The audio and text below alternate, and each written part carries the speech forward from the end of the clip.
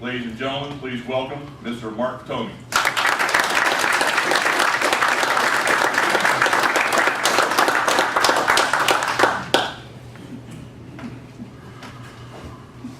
Turn the right way.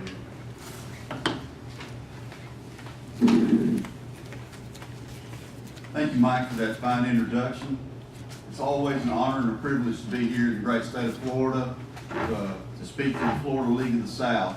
I was just telling a couple of the fellows right before it was my turn to come up and speak today that for the last several years, the Florida chapter of the League of the South has been the lead dog in the pack.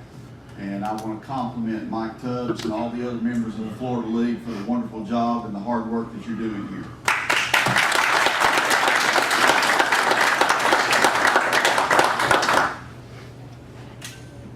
All right, well, the title of my talk today is I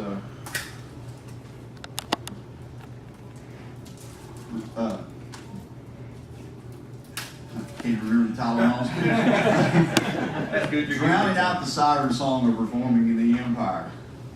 And as I was putting my thoughts together for this, preparing this speech today, some things kind of rattled around in my head. And as I said once when I went to give a speech to the Arkansas League last year, the muse descended a little bit, and the idea for a parody song hit me that I thought would fit in fairly well with the topic of my speech today. And so if you will permit me, I'm going to try to entertain you with this little parody song that I came up with. So I hope you will enjoy. I set this to the tune of the theme song of the Beverly Hillbillies. Come and listen to the story about some folks called Cucks. Want to fix DC, but they're sure out of luck. And then one day, while voting for old Trump, they heard the siren song and it sure made them jump. Out of the frying pan, that is, into the fire, drain the swamp. Well, the first thing you know, they're Americans again. Make you so mad you need to drink a vat of gin. We yell at them, hey dummies, can't you see? It's all BS until the South is free. Of DC, that is. Secession, independence. The Southern conservatives. Cue the banjo music.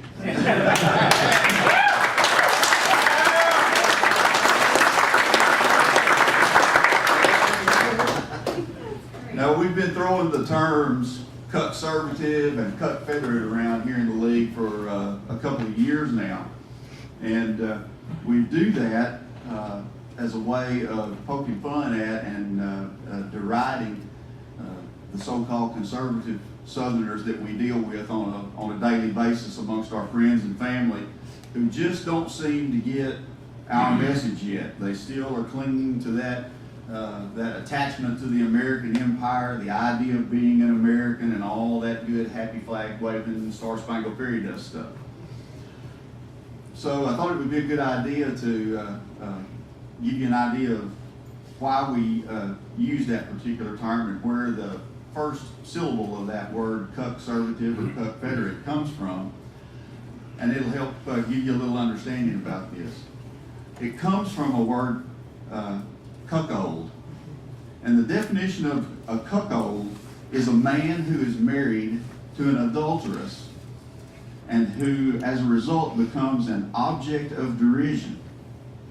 So when you put it in those terms, it seems to be kind of fitting that we would call some of these folks conservatives and Confederates because they are married to an adulterous empire that constantly abuses them and derides them and puts them to shame. And why wouldn't they be objects of derision? Because in order to put yourself in that kind of situation, you obviously have to be a weak and fearful kind of person. You know, they say to themselves, well, you know, I know it's bad and all, but, you know, I'm too scared to leave. You know, what would I do to make a living? And, you know, gosh, who would take care of all the poor people and the sick people? You know, and, you know, I just don't know what we'd do. And I liken it to being similar to the battered wife syndrome. You know, she's trapped in this abusive relationship with somebody who really has no respect for her and despises her, but yet she just keeps coming back for more and more. She just can't find a way to get out of it. And you know, they make all the excuses of, again, you know, oh, well, gosh, if I leave, where would I go? What would I do? How would I make a living? Who'd take care of my kids? And blah, blah, blah. And then the other side of the thought process that a lot of them have is that, well, you know, I deserved it. You know, I was a bad, racist white boy. Slap me again, Sam, and this time put some steak on it. It reminds me of the old Percy Sledge song, When a Man Loves a Woman. And there's a couple of lines in there that go something like, when a man loves a woman, he would sleep out in the rain if she said, that's how it's going to be. And then there's another line where it says, you know, leaves me begging, baby, baby, please don't treat me bad. But the problem is that it just continues on and on and on, and there's no end to it. There is no relief. And this is the kind of relationship that way too many of our Southern kinsmen and brothers and sisters have to the U.S. empire. They are married to an unfaithful harlot who ridicules and despises them. Yet they cannot seem to bring themselves to break free and to strike for something better. After each abuse and act of betrayal, they fall for the same old empty promises of reform. Oh, I'm so sorry. Just give me one more chance. I promise I'll do better next time. I love you so much, baby. I need you. You got to stay around. I need you Southern boys to go fight my wars for me. Just keep electing those good conservative Republicans, and next time I'll fix everything. But history has shown us that none of this ever works out. The promises never get delivered on.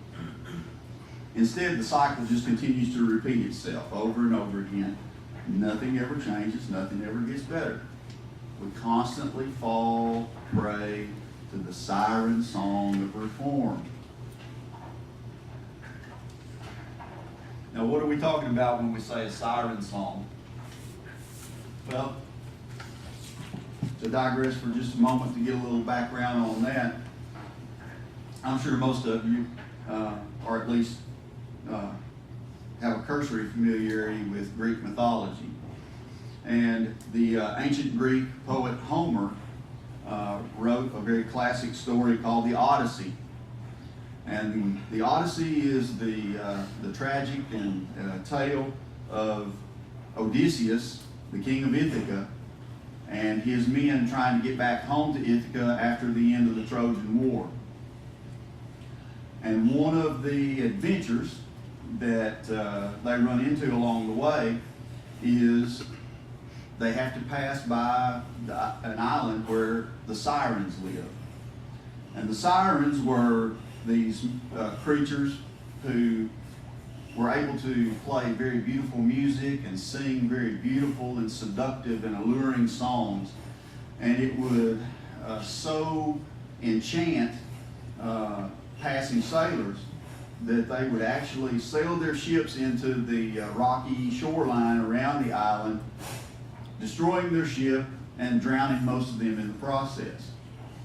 And so part of the Greek mythology that surrounds the Sirens also seems to suggest that they were cannibalistic. And so these sailors who either drowned or maybe were lucky enough to survive and get snatched up by the Sirens were eventually eaten and consumed by the Sirens. So as time has passed on, this idea coming down to us from the Greek mythology of the Sirens, we developed the idea or of the term a siren song. And the siren song has come to mean any kind of temptation that is very difficult to resist, but if heeded, always leads to a bad conclusion. And that is what the siren song of reforming the U.S. empire will always lead to, a bad conclusion. Our duty as Southern nationalists is to do everything within our power to drown out the siren song amongst our fellow Southerners. Now, how can we do this? Well, The answer that Odysseus came up with, because he was very desirous to hear the siren song for himself, but he didn't want his crew and his ship to be destroyed. So he had them lash him to the mast and then fill their ears with beeswax. And he told them, you just keep rowing straight, don't deviate, but I'm going to hear what this beautiful siren song sounds like. And so as a result, he's lashed to the mast and he hears these beautiful songs, and he's trying to yell and scream at his crew, turn me loose, turn me loose. It's so beautiful, you don't realize how beautiful it is. We've got to go see what this is about. We've got to go over here and enjoy whatever pleasures and beauties there are that these people are singing about to us. But of course, the crew, being unable to hear, continued to row, and they made it safely past the island. Now, in our case, it's not practical or probable that we can stuff everybody's ears full of beeswax.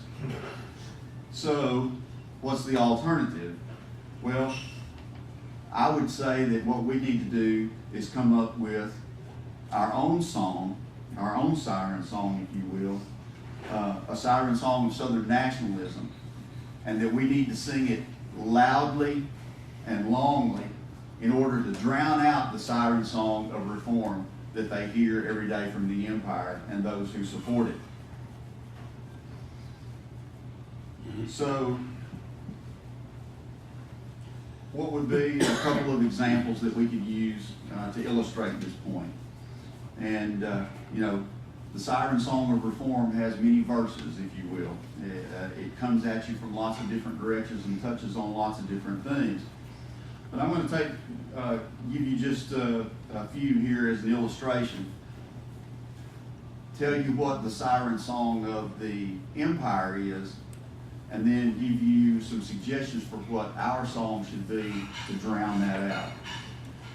And the first example would be that the empire sings to us and says, oh, we'll fix immigration.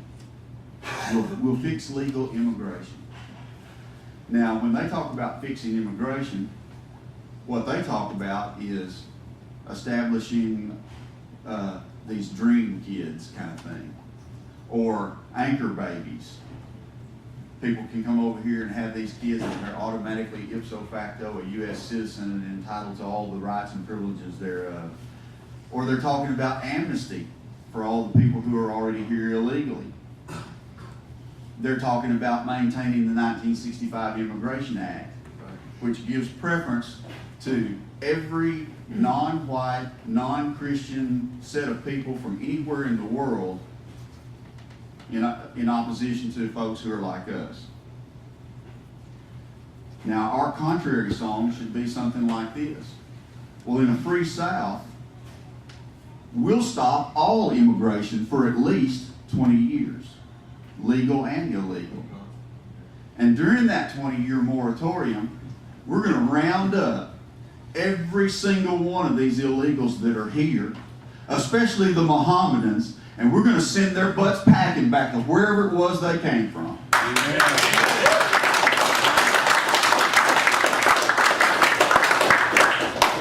In a free South, we will establish a system of immigration that will give overwhelming preference to white, Western, Christian people.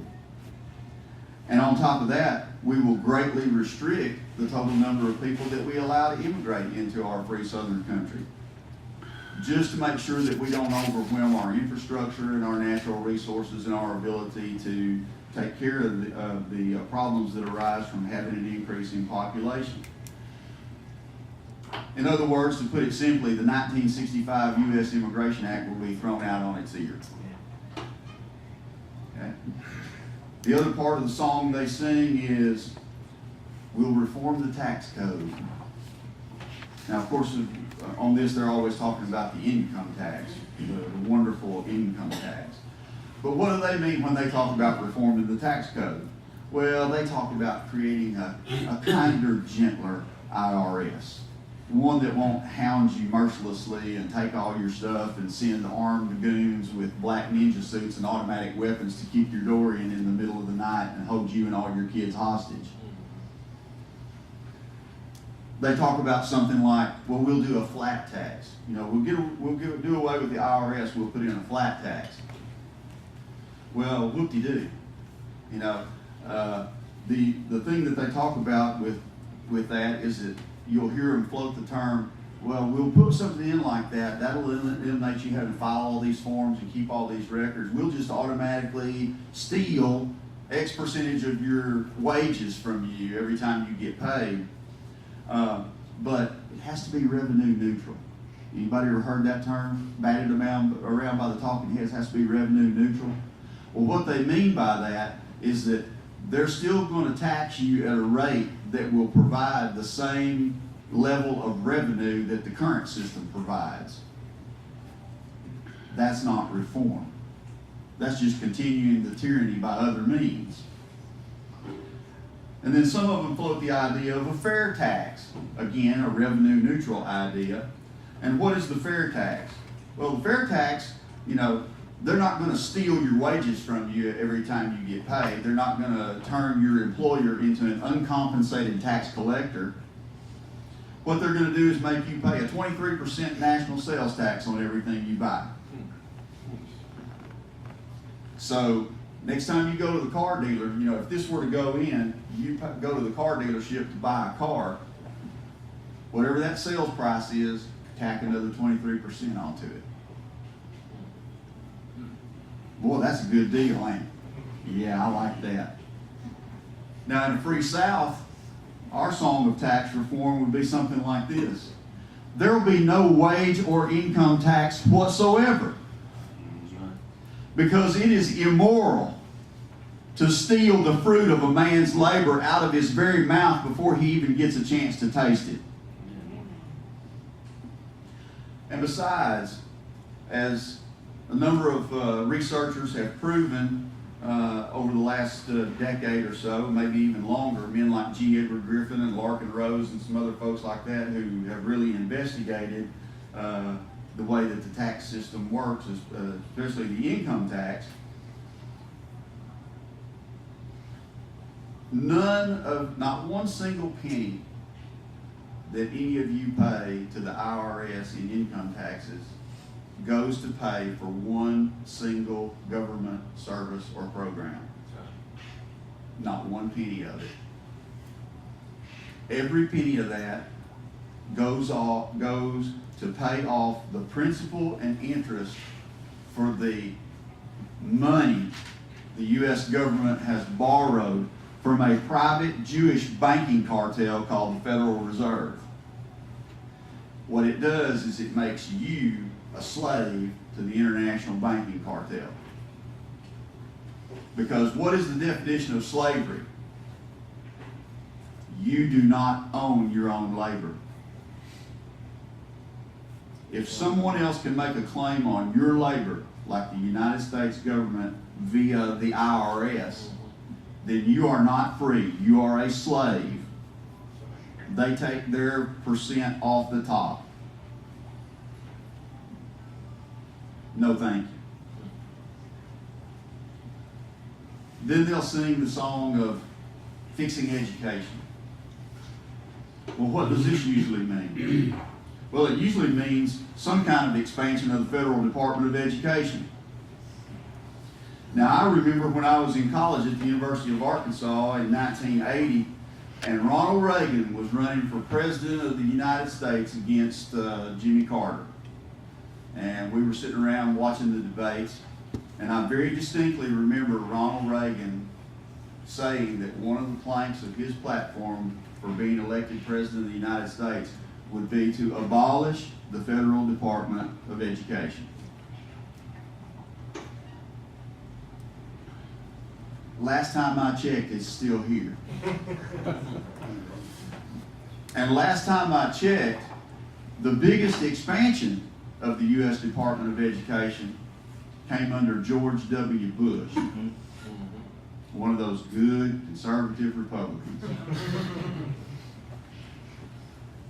And it came under the form of the thing, No Child Left Behind. At the time that came through, my wife was doing her student teaching in Louisiana, where we happened to live at the time, And she was teaching at a little country school in a little wide spot in the road community called Holly Ridge, Louisiana, which is about 30 miles east of Monroe, where we used to live, there in the Louisiana Delta. And she invited me to come to their open house at the beginning of the school year so that I could meet some of the other teachers that she was working with and you know, kind of, she could show me around the school and that kind of thing. And I got there just in time to hear the principal of the school give his welcoming address to all the parents who had come and assembled there in the gymnasium for the open house. And I'll never forget one of the things that he said to those people.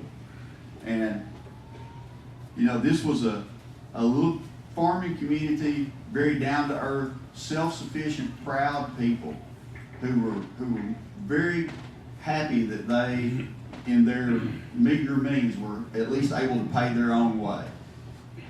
And the first thing that guy says to them is, now, first thing we want you to do is to sign all your kids up for the free lunch program.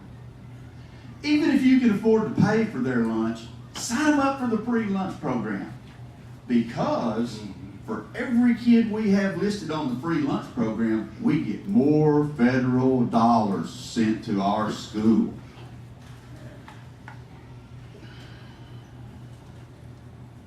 I mean, I stood there, I looked over at my wife and I shook my head. I'm like, I've seen all I need to see. Not that I didn't suspect that was going to be the case anyway.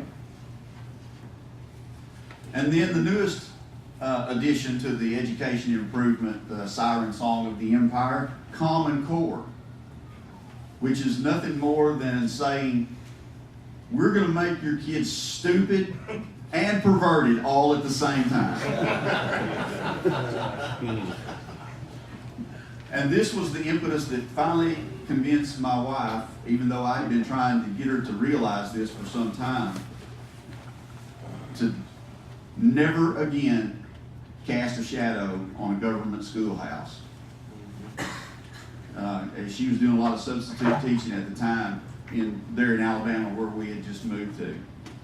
And she would come home and tell me some of the stuff that she saw as part of this Common Core curriculum.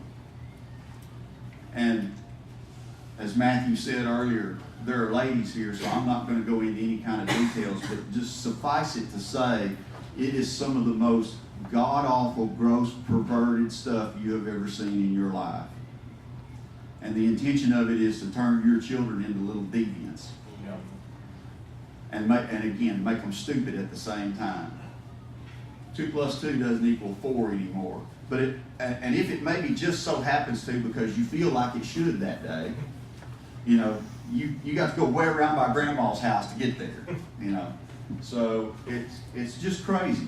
And then of course they constantly come to us and say that we have to have a tax increase so that we can build a better, prettier school for little Johnny and little Susie to become perverts and stupid in.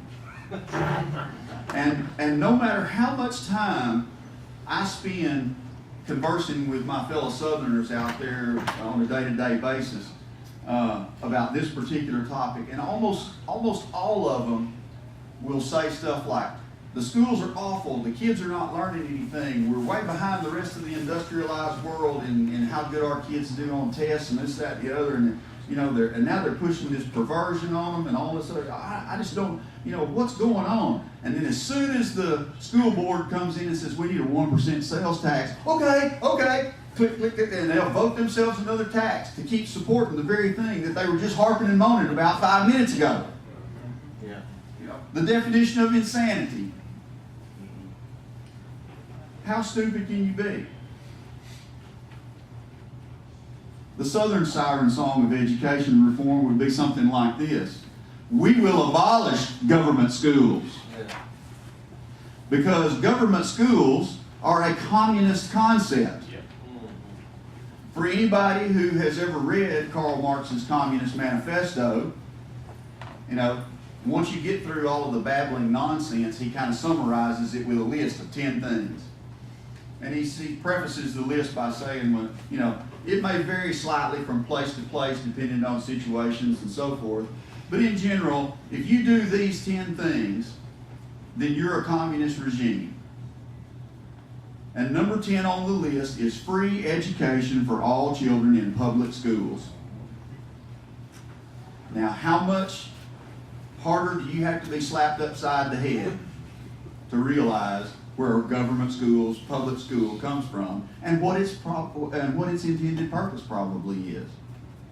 It's not to teach children how to read and write and cipher and think critically.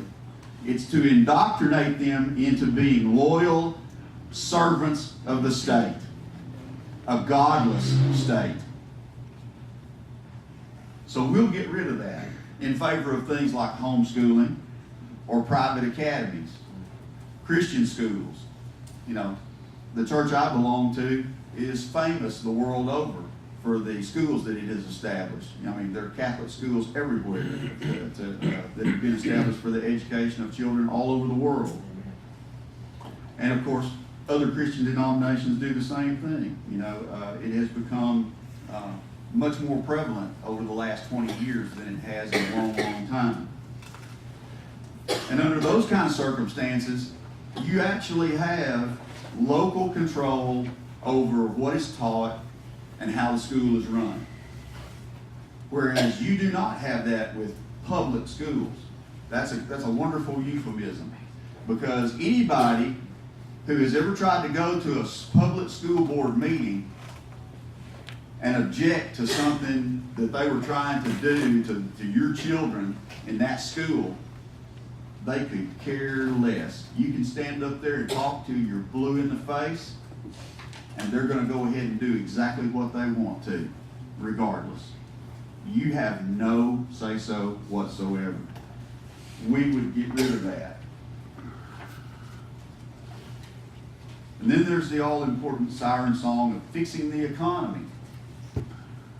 Well, what does the empire sing to us about when they are talking about fixing the economy? Well, one thing they're talking about is sending your jobs offshore. And I myself have recently become a victim of that.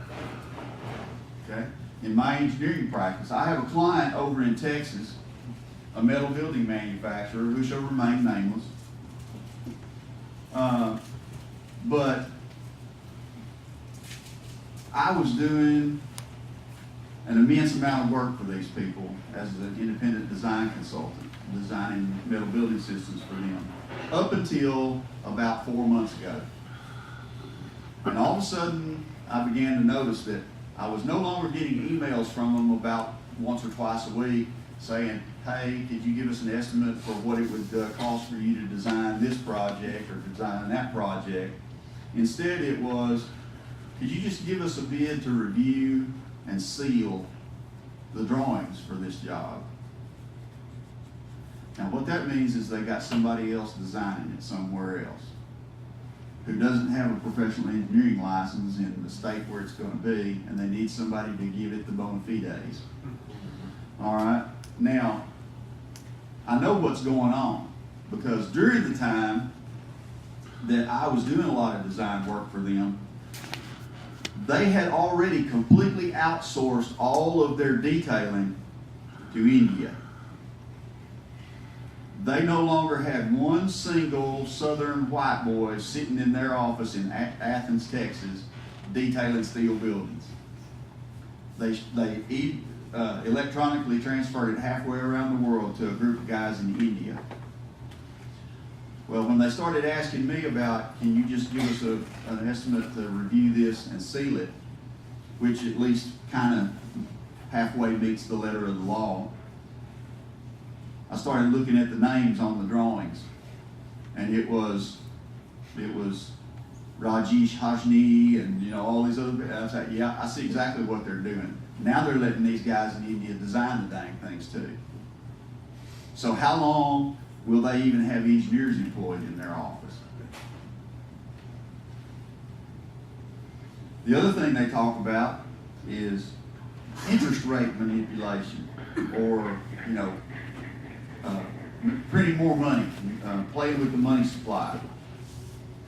And this is a big problem on a couple of counts. Number one is that it creates the hidden tax of inflation, or what we should more correctly define as the devaluation of the currency.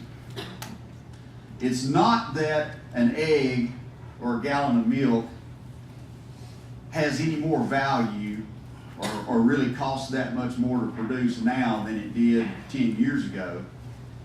It's the fact that when you go to the store to purchase those things, the currency you're using to make that purchase is worth less and less and less every time you go to the store. And because of things like that, it doesn't matter how hard you work, it doesn't matter how much you save, you can never get ahead. And as a lot of people found out about 10 years or so ago when that housing bubble thing burst and whatnot, all of a sudden that big pile of money they had in their IRA disappeared in a cloud of smoke, and they were flat busted. And again, this is a situation that is not only criminal, but wholly immoral and evil. Because once again, you're stealing the very sustenance away from a man who has worked his entire life to set something aside for his declining years or for his children as an inheritance. And if it's not that, then they're wanting to come up with these nifty little trade agreements like NAFTA or the Paris Accord thing on global warming and all that kind of stuff, which destroys the coal mining industry in Kentucky and Alabama. West Virginia.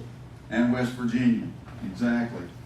And all this is globalism. What they're trying to do is secure profits for the big corporations, and they don't care what happens to you in the meantime. That's what it's all about. And you know, they'll fool you from time to time to try to keep you hooked with this little stunt that Trump just pulled the other day about, oh, well, we're backing out of the Paris Agreement. You know, and everybody says, oh, see, look at there, he's draining the swamp. Whoop-de-doo. In the end, it won't amount to anything, because the people who really own and control the U.S. government, which means owns and controls Donald Trump, will eventually get the U.S. back with the program on climate change. Now, what would we do in a free South? What song should we sing to our people about how we would fix the economy? Well, one of the first things that we would do would be to outlaw corporations. Corporations are artificial people who have no connection to anything but a corporate balance sheet, as Matthew pointed out earlier. Profit is all they care about. There's no connection to the community or the people that they serve. And as soon as the grass looks a little greener somewhere else, they will happily shut down your local lawnmower plant or textile mill and send it to Mexico or India or Indonesia or some other place like that where folks where they can find people who are more than happy to work for the slave wages they're willing to pay. No, this breeds a class of nameless, faceless, absentee landlords. And our substitution would be to give that kind of control over the economic destiny of our communities back to the local communities. Let's go back to the idea of mom and pop shops and companies that produce things that supports the local economy. And one way that you can help do this, or one step towards this, would be the abolition of labor unions as we know them now, and substitute for them the tried and true idea of the medieval guild. And basically all a guild was that you had groups of people who shared a common trade in the economy. They might be a blacksmith, might be a farmer, might be a shopkeeper, a guy who makes shoes, whatever. And people who are all in these businesses form a guild, And these guilds actually have power enough to have say-so over how extensive competition can be amongst the various trades and guilds that are set up. They have a certain amount of power in being able to set prices and things like that. So what you do is you eliminate this winner take all, devil take the hindmost, unbridled capitalistic idea of, hey, just go do whatever you want. It doesn't matter that you step on your neighbor to get ahead or anything like that. Have no concern for your fellow man. Just make money, make money, make money. Well, this is a wholly unchristian idea. Okay, unbridled capitalism does not work well with the whole ethic of Christian civilization.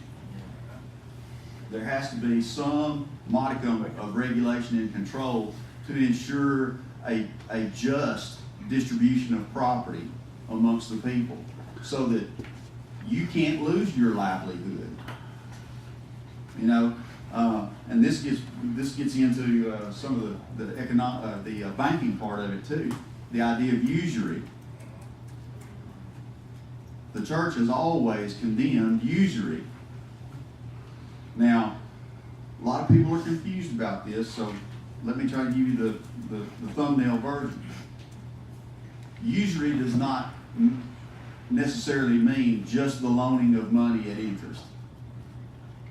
That is not a problem per se.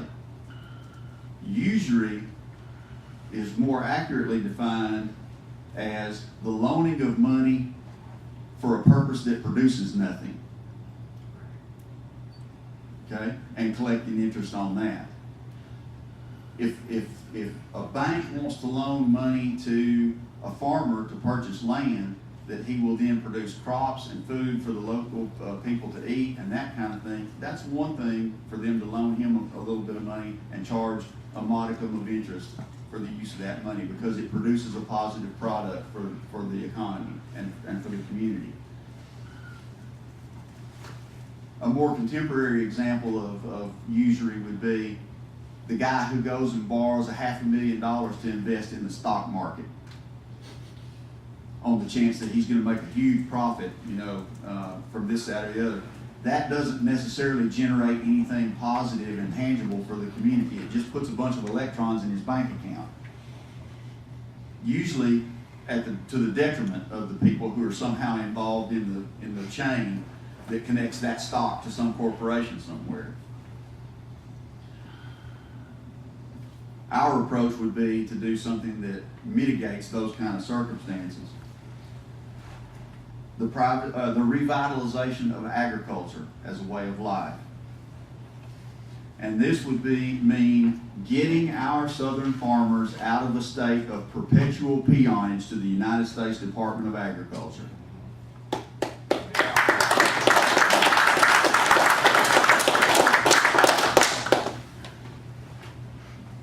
I've seen it in my own family.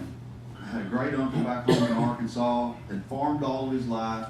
He only had maybe a 4th or 5th grade education, but he had done very well buying land and farming it.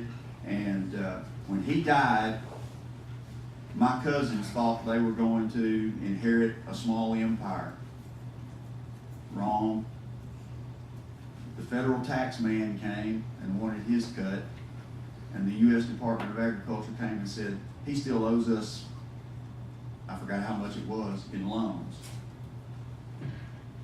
They ended up having to sell nearly every acre of land and every piece of equipment that he ever owned or worked just to pay the U.S. government. See, it may look good to the casual observer who drives through the delta of Mississippi or Louisiana and sees the nice farmhouse out here and the tractor shed with 3 combines and 6 tractors and everybody's driving a nice car and a truck and all this other kind of stuff. But as my granddaddy used to say, he owes for every bit of it. None of it belongs to him. He owes for every bit of it. And sooner or later, the ones that really own it are going to come calling to collect. And that's exactly what happened to my uncle. And again, you can repeat that story thousands of times over across the South. It goes on every day. And then, of course, the other economic item that we would do very drastically differently than it's done now, there would be no centralized or international banking based on fiat currency.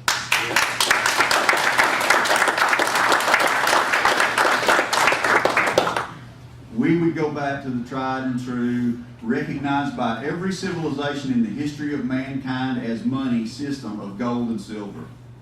And if we do issue paper, then it'll be like it's supposed to be. There'll be no more paper in circulation that can be backed up by the physical specie that sits in the vault. Right. That way, you don't have the hidden tax of inflation. That way you can save, you can get ahead. You're not being robbed systematically by the bankers who have nothing but electrons whizzing around in a computer.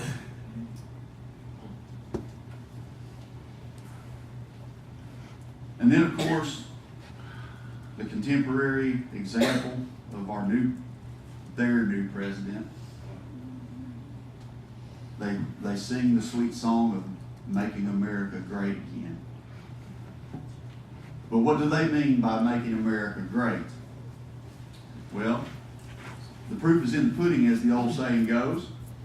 And if you look around and conform your mind to the objective reality of the situation in which we find ourselves, rather than having tea with Alice and the White Rabbit in Wonderland,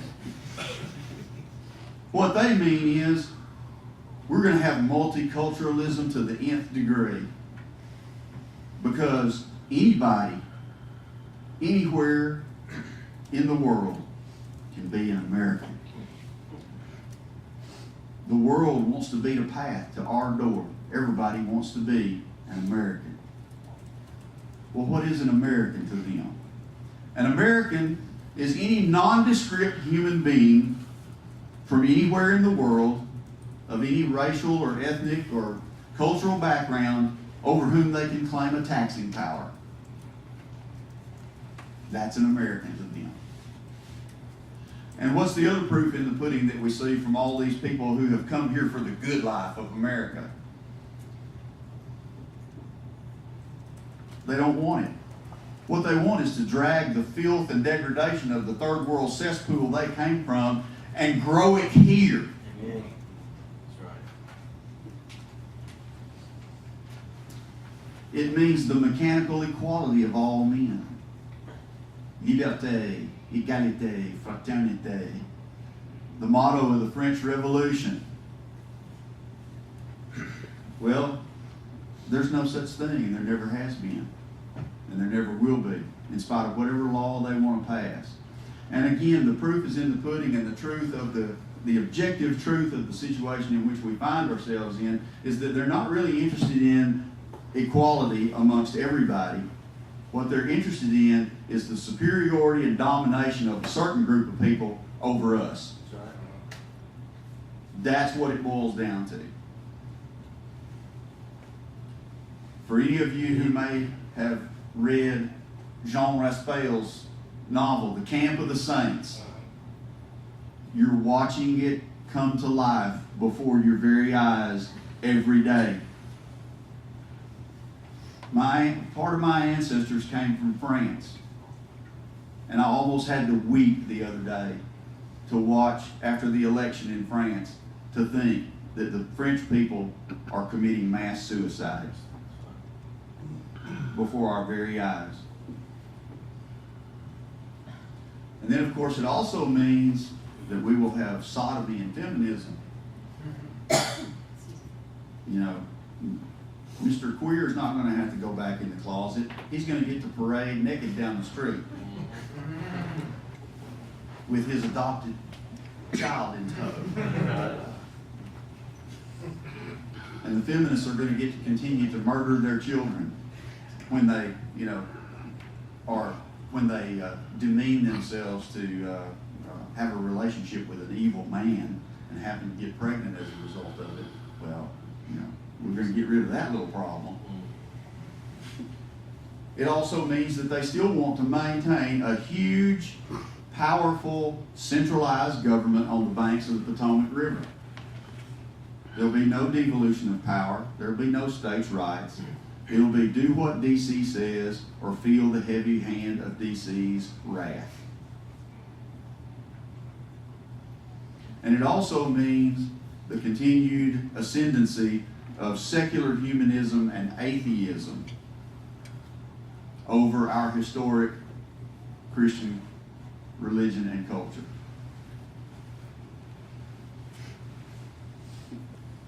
But what would our song be in this regard for a free South? Well, after 240 some odd years of trial and error, observation and experience, we Southerners don't think that America was all that great to begin with. Right out of the gate, they rejected the one true God, Father, Son, and Holy Ghost, and His religion as the foundation of our law and system of governance. And to give you two examples to substantiate that, I give you the First Amendment. Congress shall make no law respecting an establishment of religion.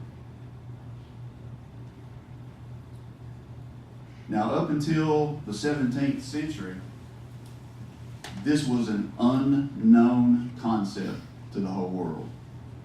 And to this day, it is still primarily an unknown concept in most places except the United States. Even in the pagan societies of antiquity, religion and state were intricately bound together. The state recognized that it had a religious obligation to do the will of the gods and to require of their people that they do the will of the gods as well. And when Christianity came onto the scene and began to blossom and flourish and spread its message throughout the world, the same system was put into place. Because of fallen men? No, it wasn't perfect everywhere and always, but it was right.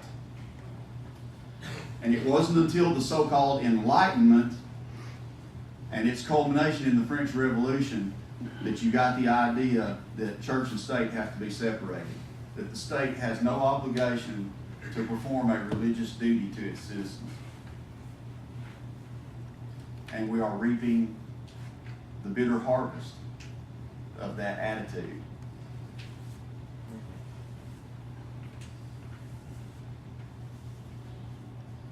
The other example is that in the 1797 Treaty of Tripoli, after the U.S. Marines beat the Tripoli pirates over in Libya, the U.S. concluded a treaty with them, and Article 11 of that treaty starts out like this.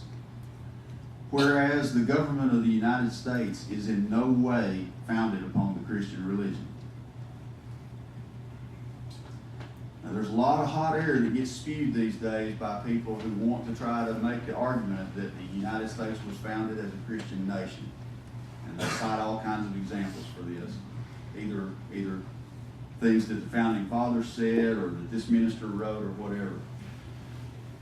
But the truth of the matter is that there is a huge difference between a people who happen to occupy a particular geographical area on the face of the earth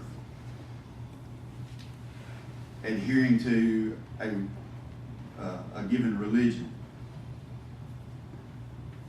and the government that they are ruled by being founded upon that religion. They are not one does not make the other the same. And as cold hard evidence has shown, they're actually mutually exclusive of one another. And this is why, in the current situation of the United States, that Christians can't do anything to continue to have public prayer at ball games or other civic events. It's why you can't stop the Satanists from putting a statue of Satan on the courthouse lawn. Because under the U.S. Constitution, their false religion has the same standing as the true one. And my friends, that is an unacceptable situation. And if the South intends to have a future at all, once she becomes free, this is a grievous error that she must rectify, or else we're just kicking the can down the road for about 100 years or so. And we'll be right back in the same boat we are.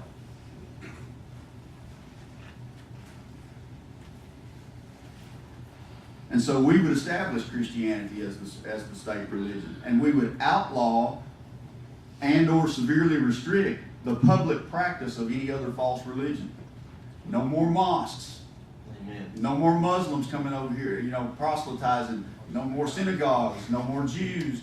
Public no more Buddhists and Hindus doing everything in public and all this other kind of stuff. That would be a thing of the past. It would be tolerated privately. If we had people who were living here who were adherents to one of those religions, they would be free to practice it in the privacy of their own home. But they couldn't have a building in public where they all got gathered to worship whatever it is they worship. That would not happen. We would also have a society that is modeled after God's creation, which necessarily means it would be composed of distinction and hierarchy.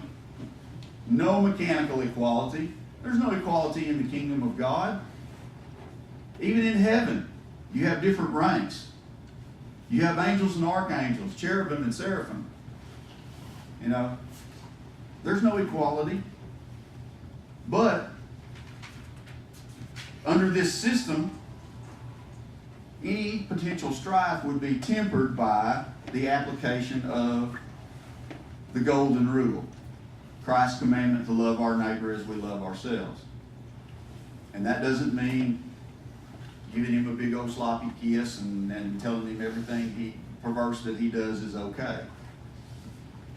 The true idea of love in the Christian sense is to desire for someone that which is their ultimate good. And our belief as Christians is that the ultimate good of every human being is to know, love, and serve Jesus Christ, our Lord and Savior, and thereby merit the beatific vision for all eternity. And anything that we allow people to do that is contrary to that, we are culpable for the fact that their soul is going to be condemned to hell at some point. So therein lies true love of neighbor, not this perversion that they give us nowadays that says, oh, love means you have to accept all of this nonsense and let it flower and flourish. Let the weeds grow up among the wheat. I don't think so. And then last but not least, ours would be a blood and soil nation of people bound by faith, a shared history, common traditions, and a vision for what life really ought to be all about.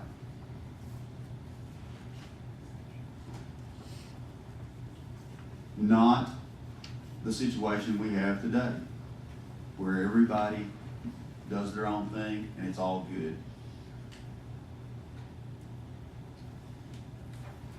So this is our siren song of hope for the South and her people. And if you haven't already, I would ask you to join with us in the League of the South to help us swell the strings of our siren song of freedom for the Southern people. Thank you for your attention, and God save the South.